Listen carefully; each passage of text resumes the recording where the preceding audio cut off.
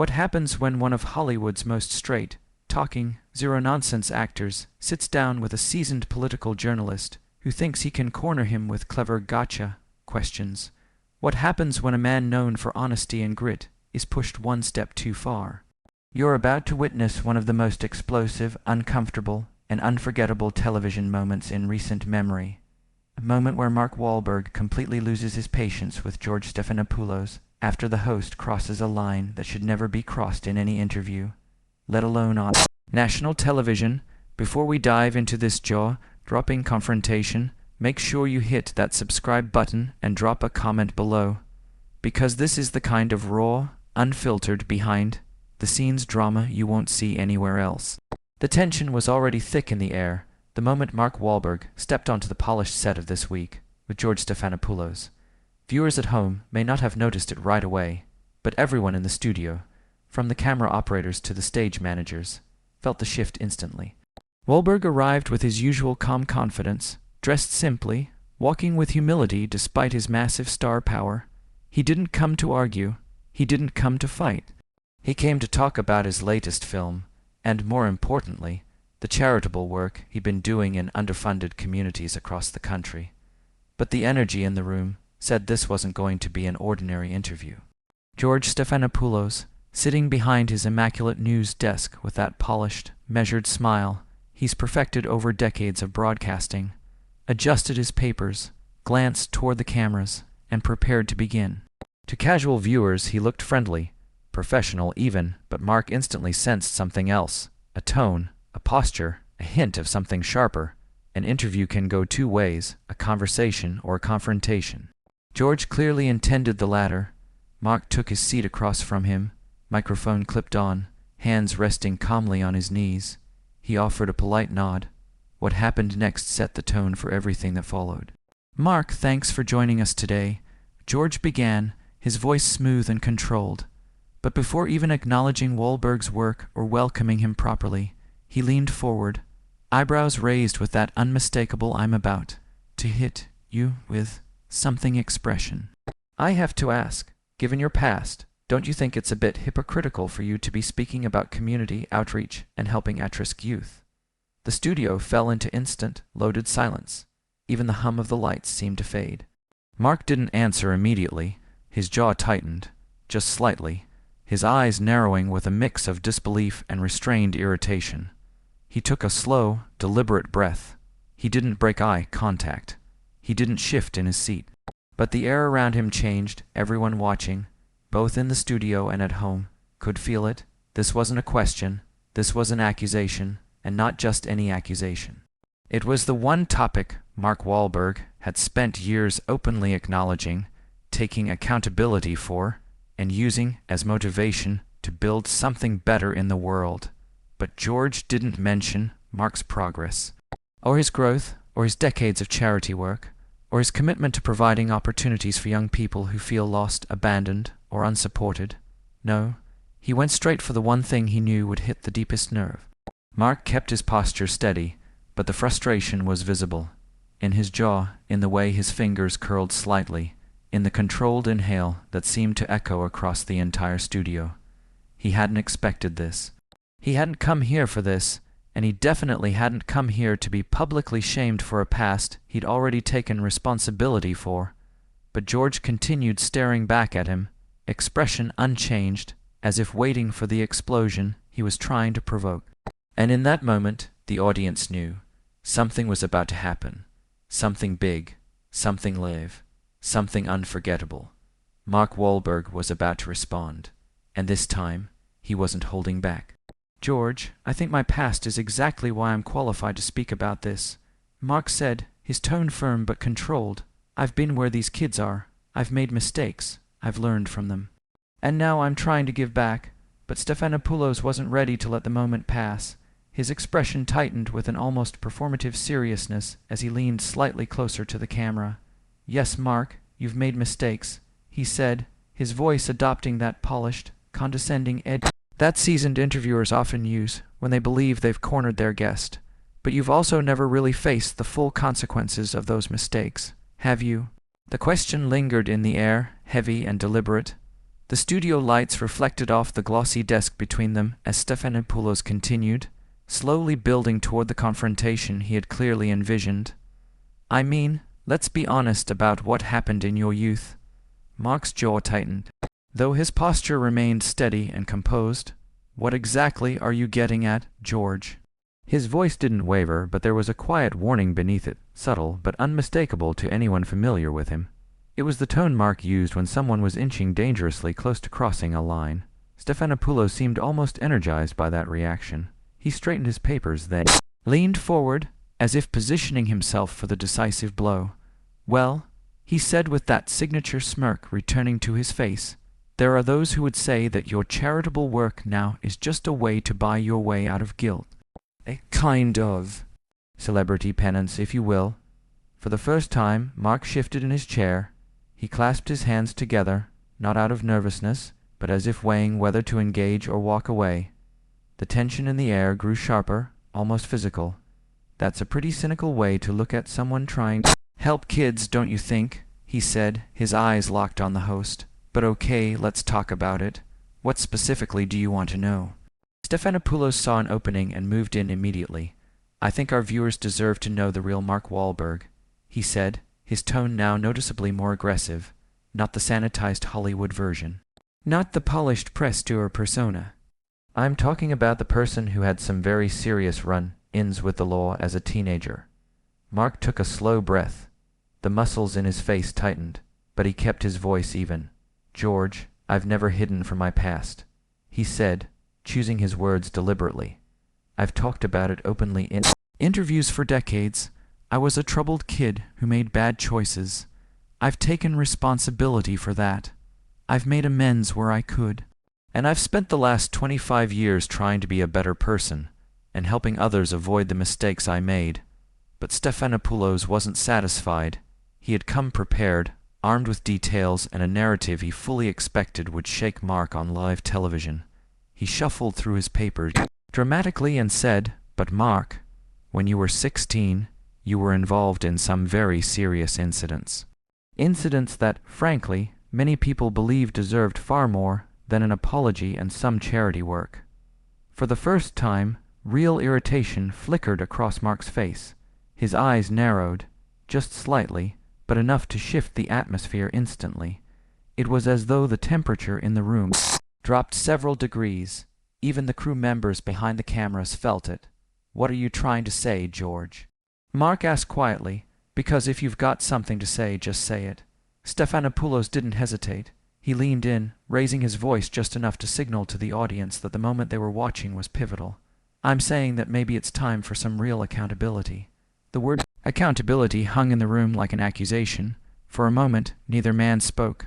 Mark stared at Stephanopoulos, his expression unreadable, his body still except for the subtle rise and fall of his chest. The silence was thick enough to cut through.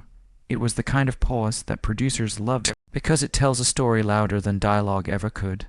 Then Mark finally spoke, slowly, deliberately, with a clarity that cut straight through the theatrics. "Real accountability," he repeated. "George, I've owned my past more openly than most people in my position would ever dare. I've talked about things I'm not proud of. I've apologized to the people I hurt. I've spent decades working hard, staying disciplined, and giving back, not because it looks good, but because it's the right thing to do." He paused, letting the words land.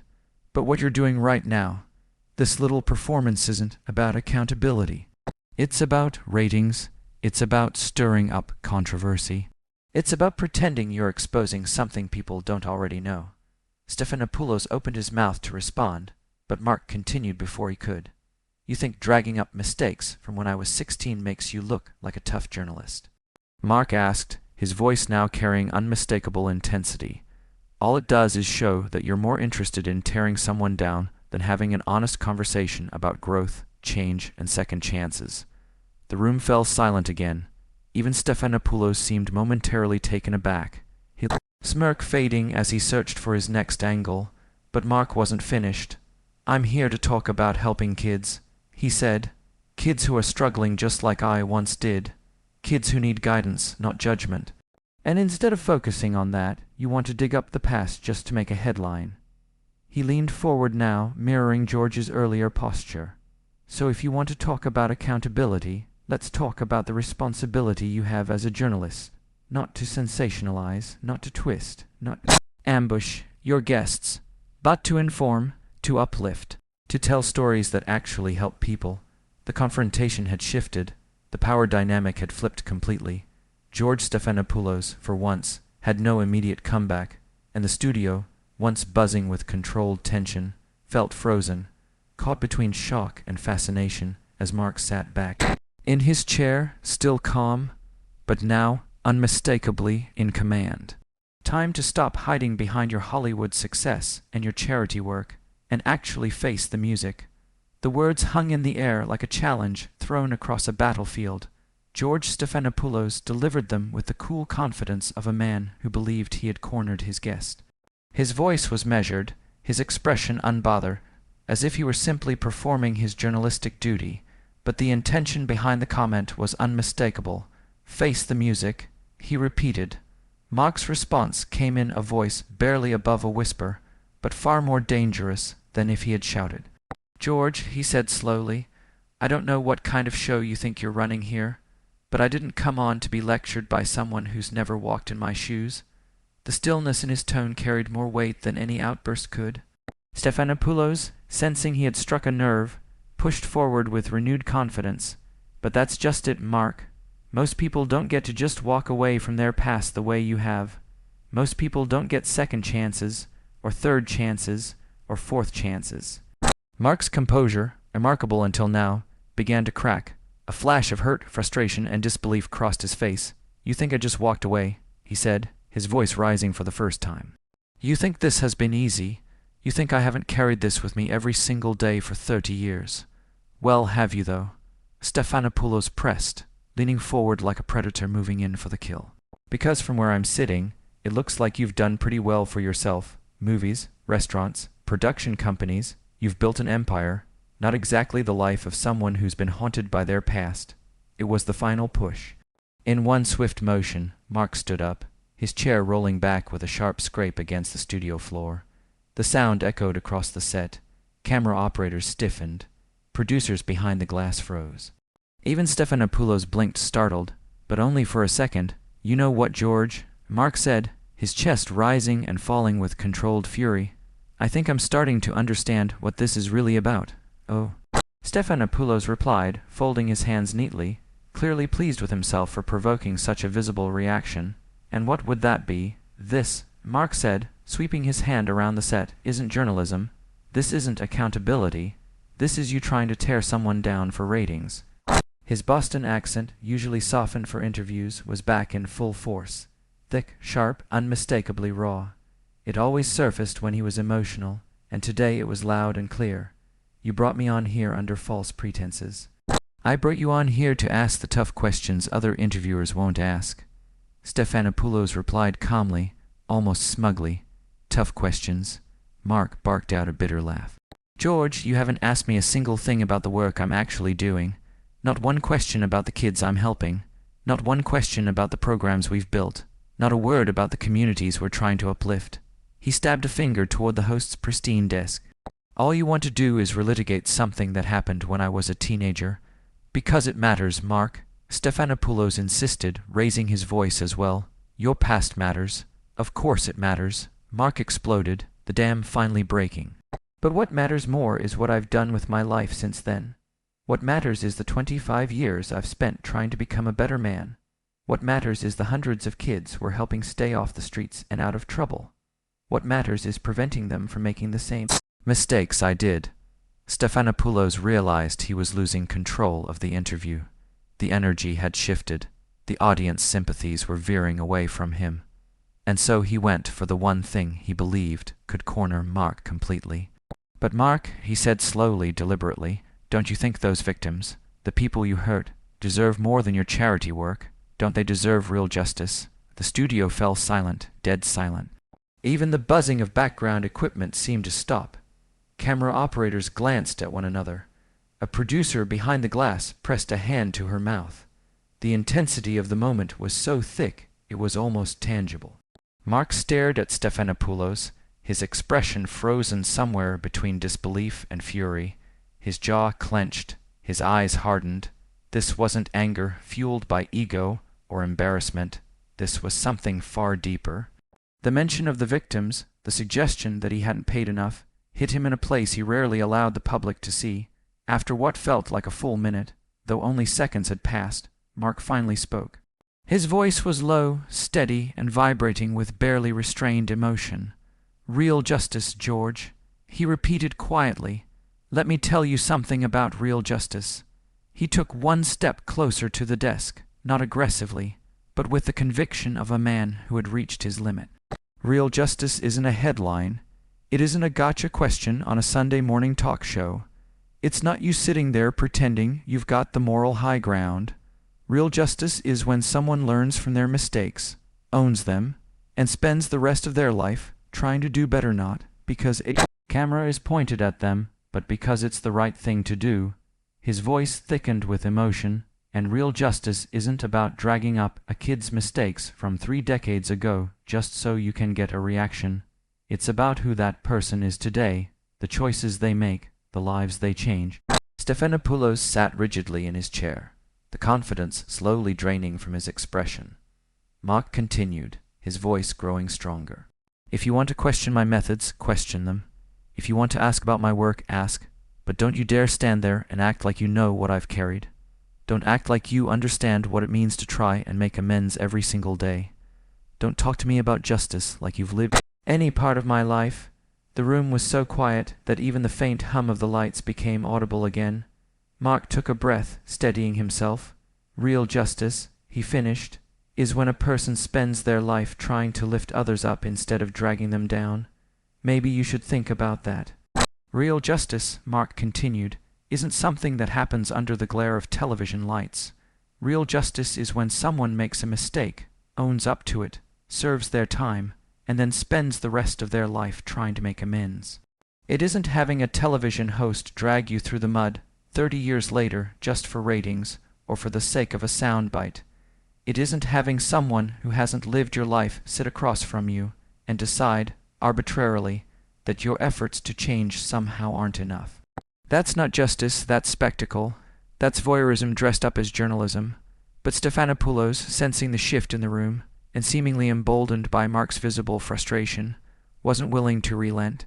He leaned forward slightly, his fingers steepled on the desk, his gaze piercing, the practiced calm of a man who had conducted thousands of interviews flashing across his face. "But did you really serve your time, Mark?" he asked, carefully slow, deliberate. "Because from what I understand, you got off pretty easy compared to what could have happened." The words hung in the air like a challenge, but to Mark, they felt like a direct attack. His eyes widened for the briefest moment, then narrowed with disbelief.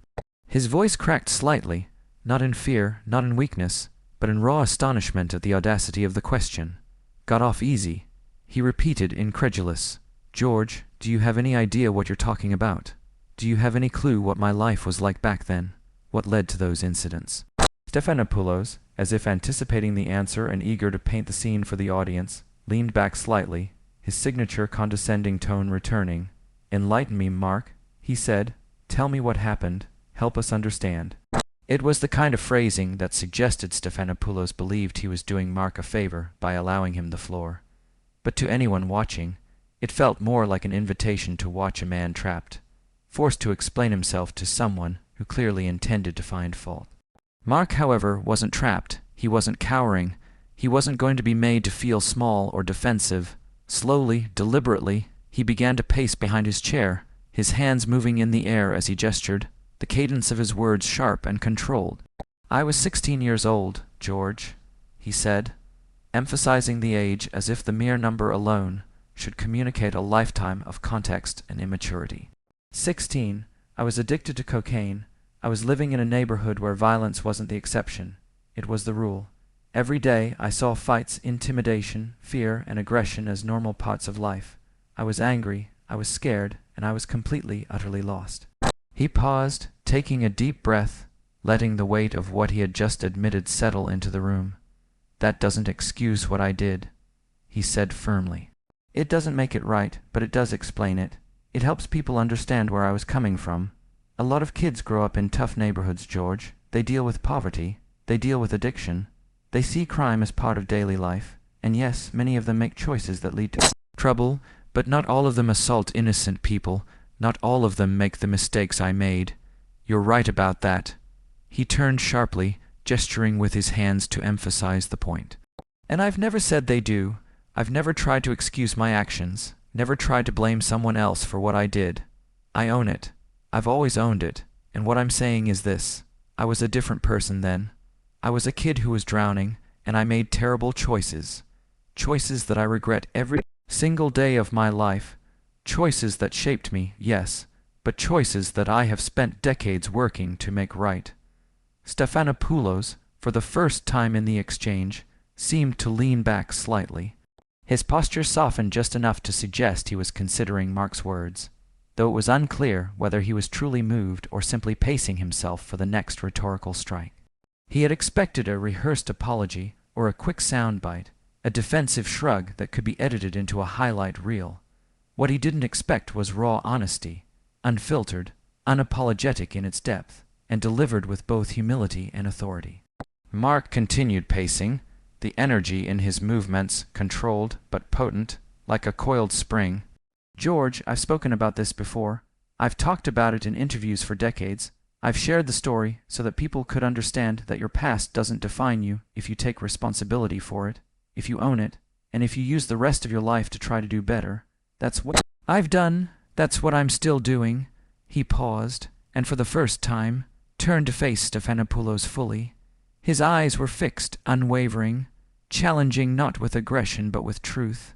Do you really think it was easy? He asked quietly, almost rhetorically. Do you think it didn't haunt me? Do you think I didn't carry the consequences of every bad decision, every mistake, every lapse in judgment, every single day for 30 years? Because I did. I've carried it like a shadow. I've carried it like a weight. And every day since, I've tried to do better. Not for the cameras, not for the audience, not to prove anything to anyone, but because it's the right thing to do. That's real justice, George. Real justice isn't ratings. Real justice isn't headlines. Real justice isn't making a man feel small for the sake of your show. The studio, which had been tense for hours, now seemed almost frozen in awe.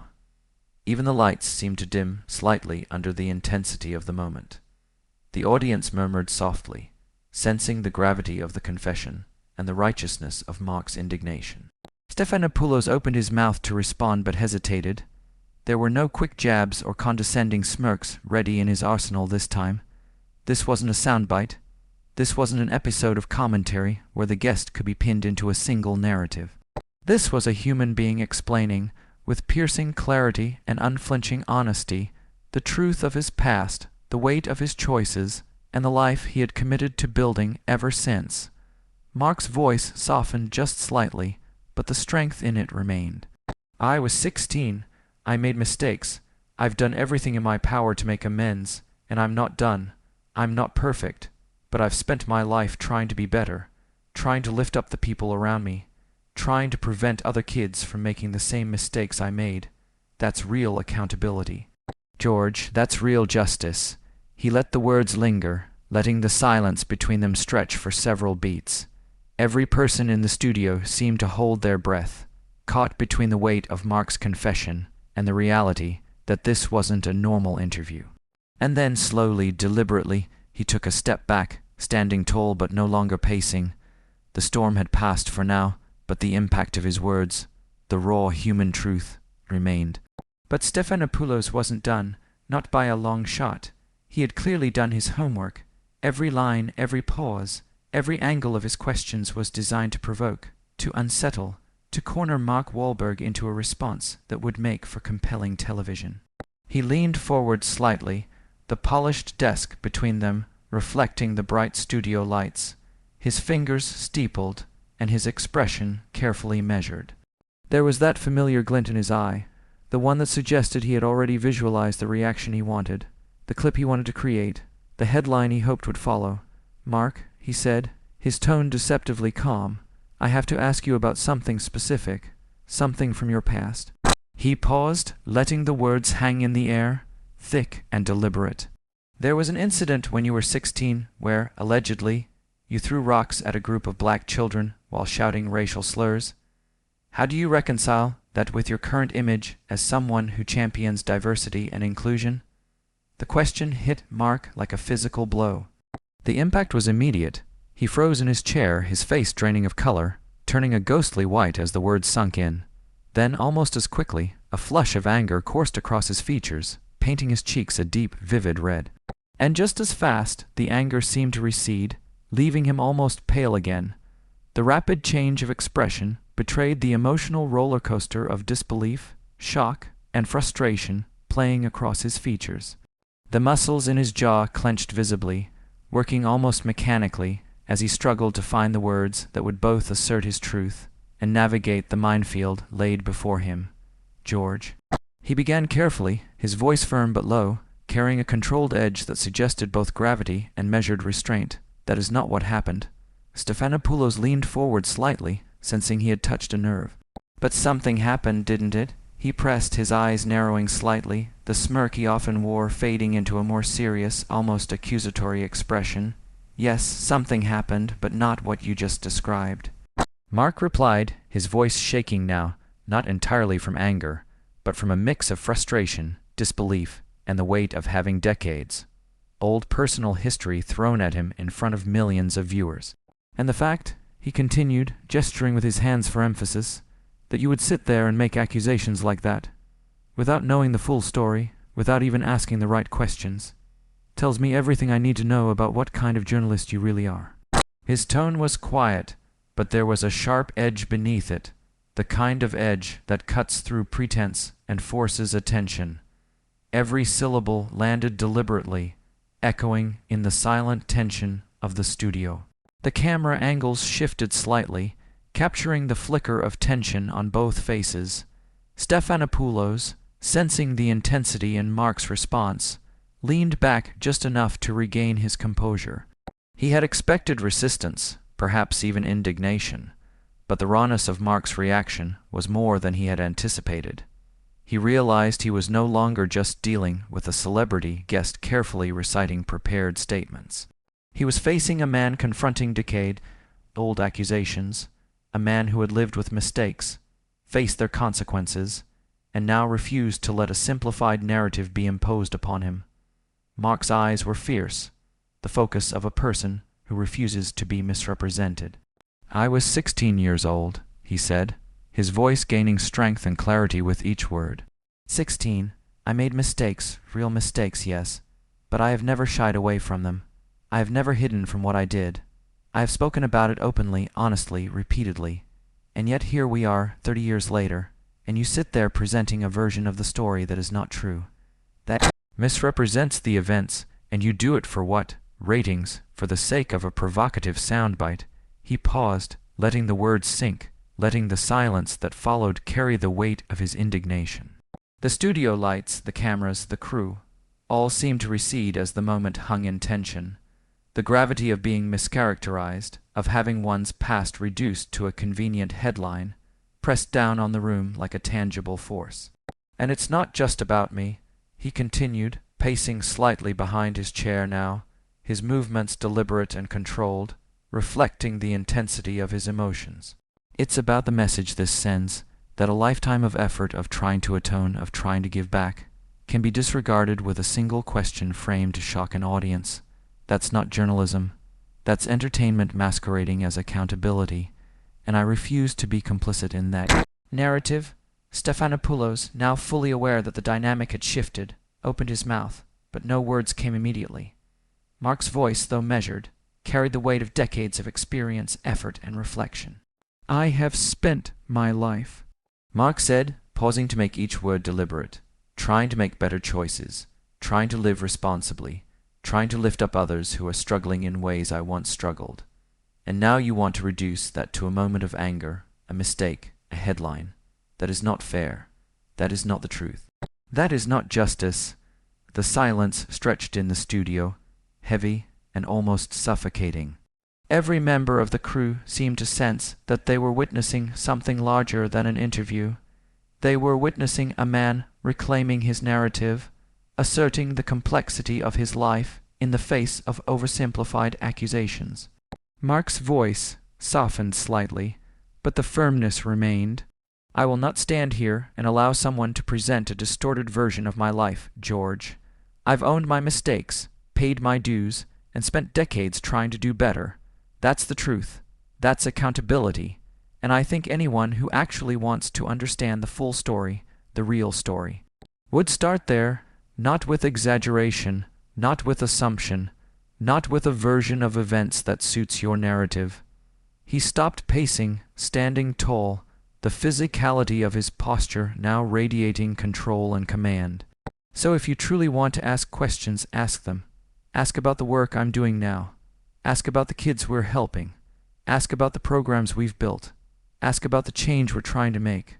But do not use my past as a weapon for a segment designed to shock and titillate your audience. That is not journalism. That is not integrity. That is not justice. Stephanopoulos leaned back, absorbing the force of Mark's words. For a brief moment, the tension in the room shifted. The cameras continued to roll, capturing every breath, every micro-expression, every emotion. Mark's message was clear. His past was not a punchline. It was not a narrative tool, and it would not be twisted for ratings. It was part of his journey, a journey defined not just by mistakes, but by accountability, growth, and the decades he had spent striving to be better.